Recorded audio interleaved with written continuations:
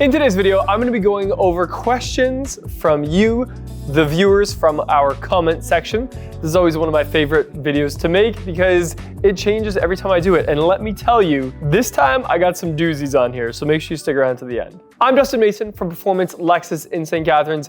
Make sure you hit like and subscribe for more Lexus related content. So question one, we're coming out hot, is Dustin, what do the tariffs mean to the price of Lexus in the coming months? And really the shortest answer I have for this is I have no idea.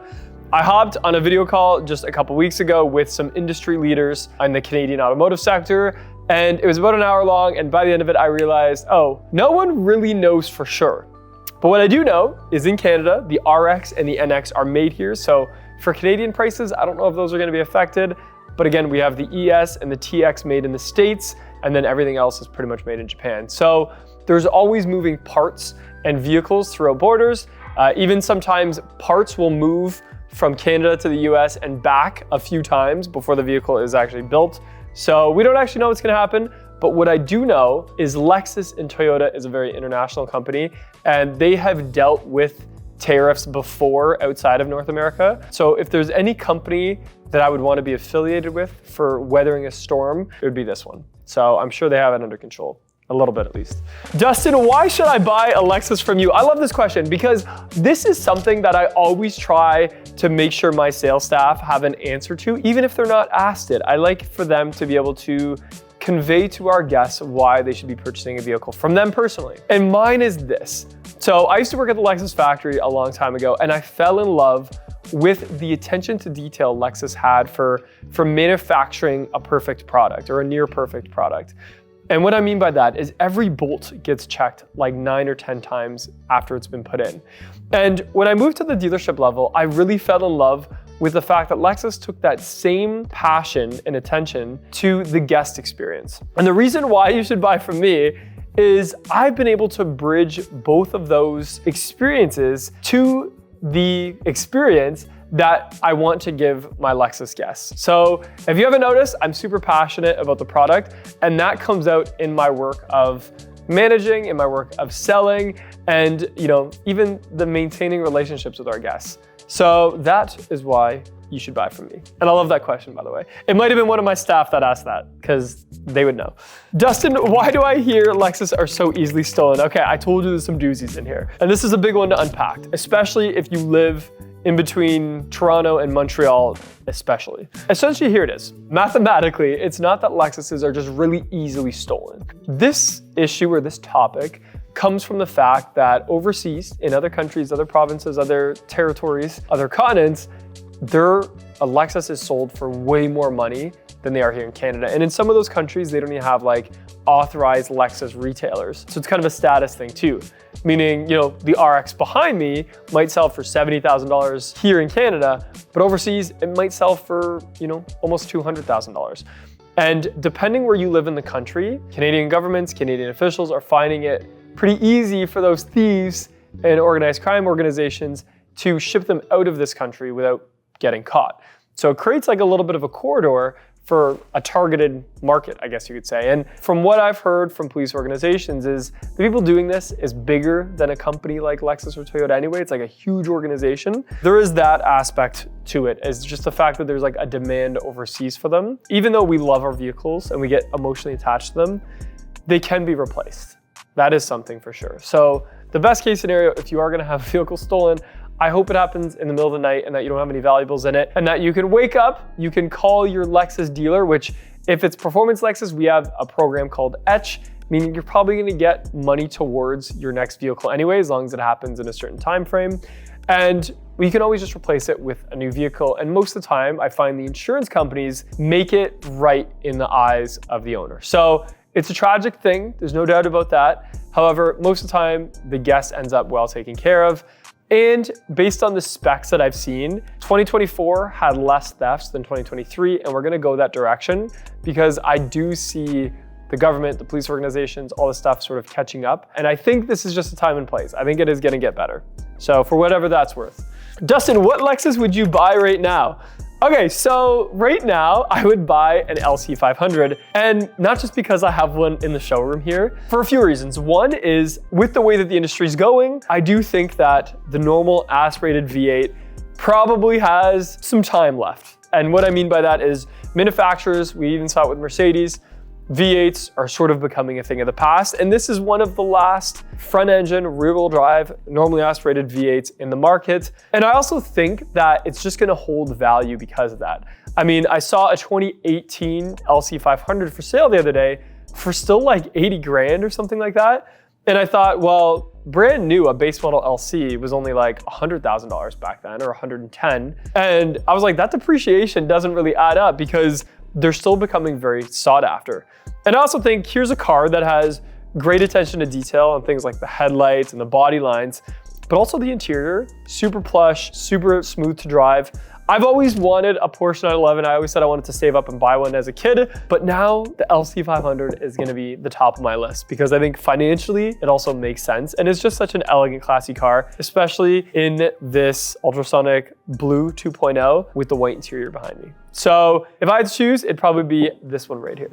Over to another question. Dustin, how's the Lexus market right now in every model? Well, that's such a hard question to answer because we have so many models. So I'm not gonna go through all of them, but I will tell you a few things. So interesting enough, this year already in 2025, I'm noticing people are asking about the Lexus IS a lot right now.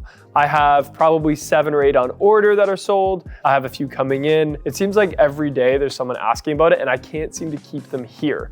So that's interesting because again, market-wise, sedans and cars are sort of on a decline across, not the luxury market per se, but like the whole industry as a whole. And that's why we see brands like Chrysler stop producing sedans. I think some of the GM dealerships have stopped producing sedans as well.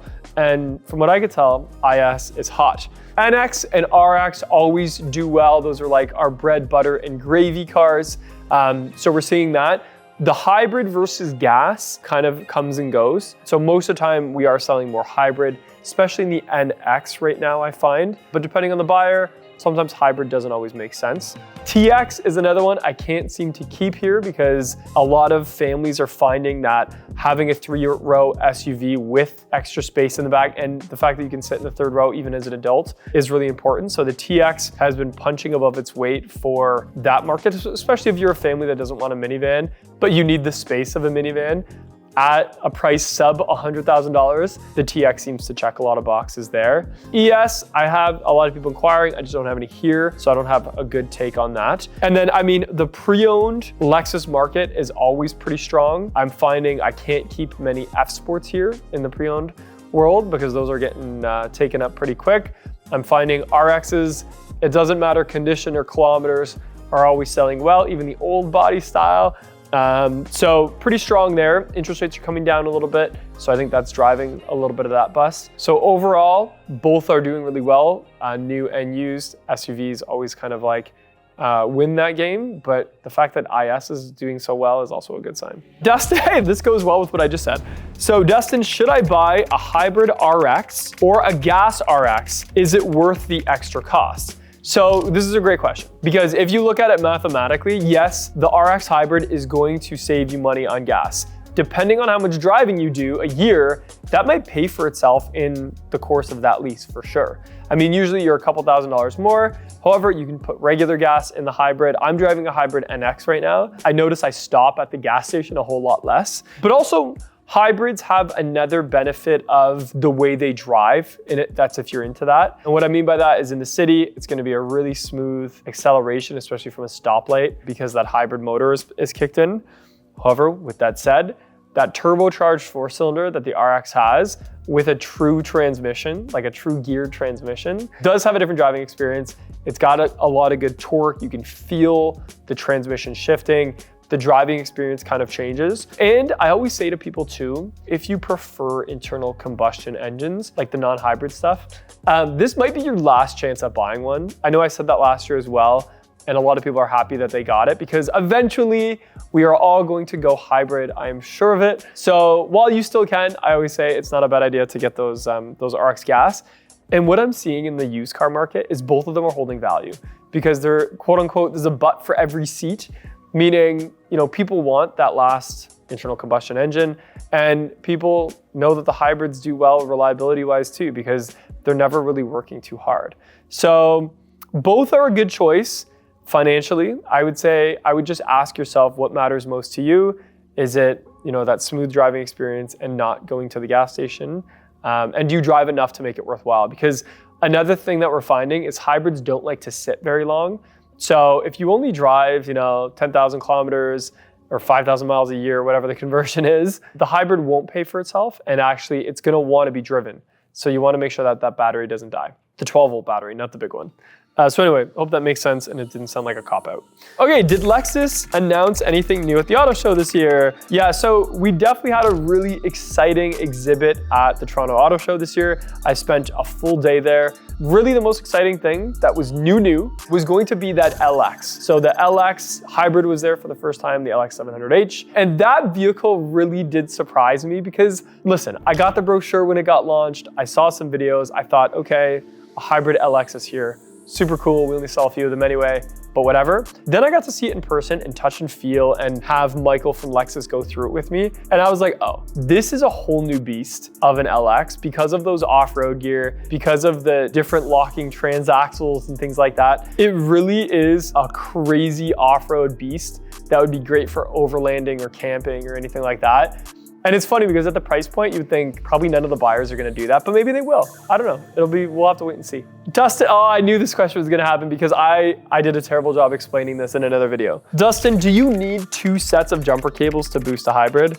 Okay, so I did do a video on how to boost a hybrid. And the way I did it, which is like the safest way, and it is a couple extra steps, I did hook up booster cables under the hood so that I could pop the trunk on an NX hybrid or an RX hybrid because that battery is in the trunk. And what I didn't do a good job of explaining that you just need 1 set of cables. So what you do is hook it up to the front, and then once you open the trunk, take it off, go to the battery itself and boost it there. I know a lot of people in the comments are like, you don't need to do it that way. You definitely don't need to do it that way. However, at the dealership here, I have fried a number of modules, not just myself, but my staff as well. And we're pretty experienced in it. Just because of the grounding under that hood can be confusing. You can accidentally ground really close to a computer module very quickly and without even thinking about it. So I don't use 2 sets of cables, but my favorite method is to go under the hood, hook it up to the post that's under there just to pop the trunk, unhook it, that trunk is already popped, then you can go back there and hook it up to the battery itself. So just 1 set of cables will do the trick. And there you have it, another set of question and answers from you, our Performance Lexus audience. So make sure you write me some questions on this video that I can answer in future videos because it's been a while since I did this. And of course, I always appreciate all the support that I get from our audience. I'm Dustin Mason from Performance Lexus in St. Catharines. Make sure you hit like and subscribe for more Lexus related content.